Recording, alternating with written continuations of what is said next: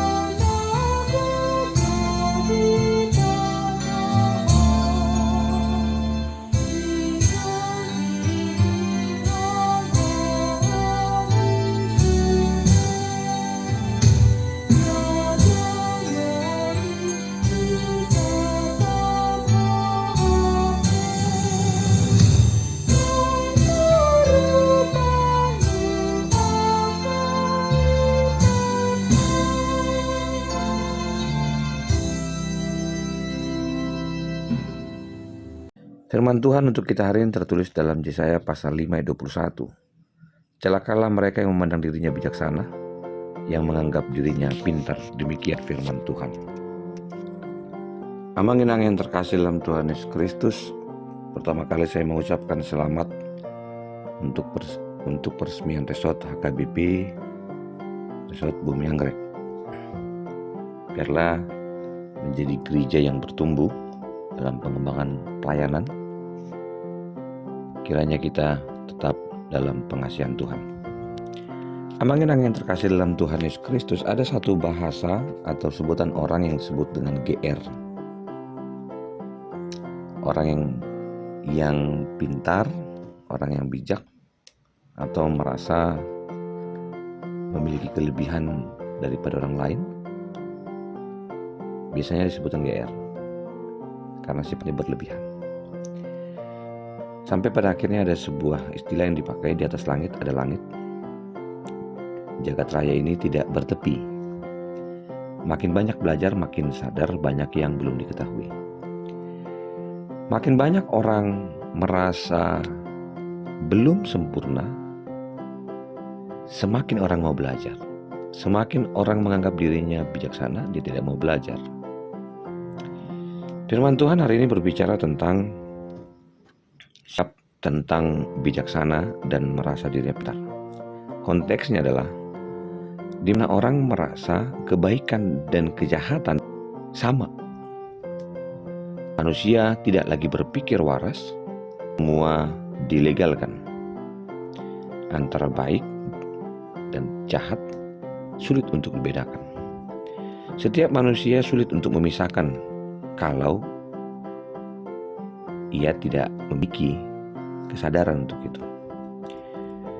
Raja Daud pernah berkata, setelah dia mengalami masa-masa kritis, dia mendapati banyak hari-hari dalam hidupnya dengan tangisan. Ketika di rumahnya ia menyaksikan banyaknya permasalahan tentang anak-anaknya dan sikapnya. Dia dikhianati oleh sahabat-sahabatnya, bahkan anaknya sendiri. Siang berganti, air matanya tetap clear. Sampai pada akhirnya, banyak manusia juga merasakan hal yang sama dan berjuang untuk keluar.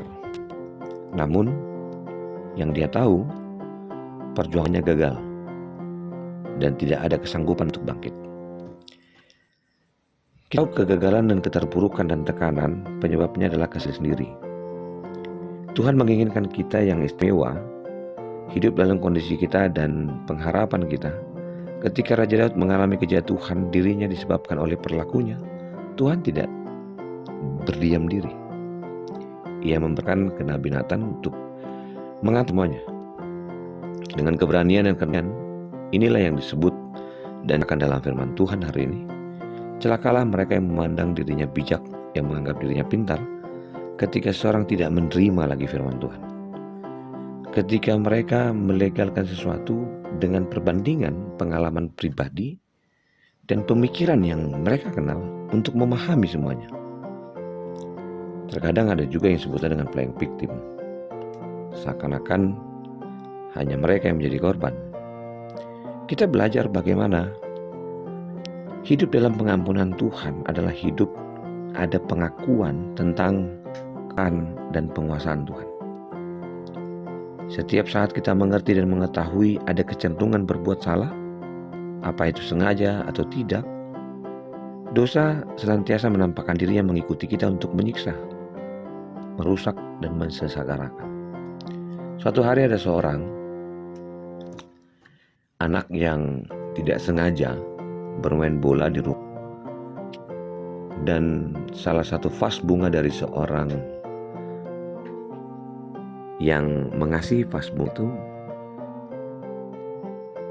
ternyata kehilangan karena vas bunga itu jatuh.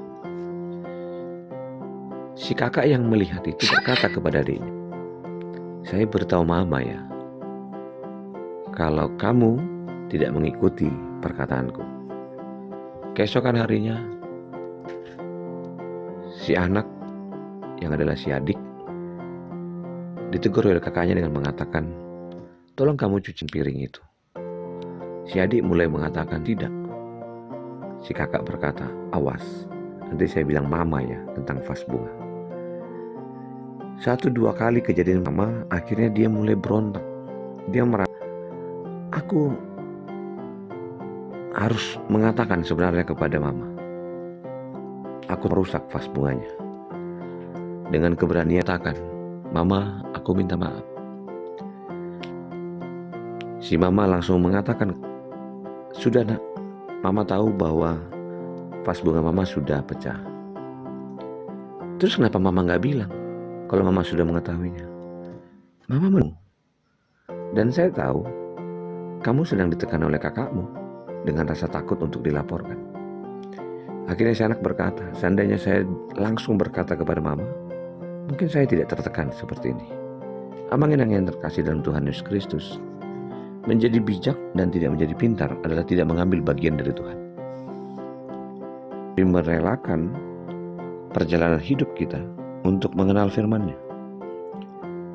Berapa banyak waktu hidup kita yang telah dihabiskan dengan kekecewaan dan tekanan? Percayalah Tuhan memperoleh hal yang baik darimu. Dan kamu pun berhak memperoleh masa depan yang baik dari Tuhan. Tidak perlu menghentikan perjalanan dengan merasa segala sesuatu sudah kita ketahui, sudah kita kenal, karena satu pelajaran yang dapat kita ketahui adalah bagaimanapun seseorang telah mendapatkan pengalaman yang banyak, tetap seseorang harus belajar, mengenal, dan memperdalam apapun yang sedang dikerjakan. Firman Tuhan mengatakan, celakalah. Artinya begitu besar permasalahan manusia ketika ia menempatkan pemikiran yang tidak mau berkembang dan bersandar pada pengertian sendiri. Karena itu siapapun kita, setinggi apapun yang sudah kita dapatkan, terimalah pandangan melalui firman Tuhan. Karena firman Tuhan membuat kita semakin bijak dan berpengetahuan. Dan andalkan pikiranmu, tapi andalkan Tuhan, supaya kita semakin tahu dan berserah. Tuhan begitu merancang segalanya dengan baik dan tetap mampu membedakan mana yang baik, mana yang tidak, dengan pengetahuan dari Tuhan dan sikap rendah hati. Selamat beraktivitas, selamat menikmati kebaikan Tuhan yang telah merancang hidupmu dengan penuh hikmat. Terima kasih Tuhan untuk hari ini. Kami boleh menikmati hari-hari kami dan mendapati semuanya di dalam kerendahan hati dan kami sambut berkat Tuhan. Kasih anugerah dari Kristus Yesus, kasih dari Allah Bapa, dan persekutuan dalam Roh Kudus memberkatimu dan menyertaimu.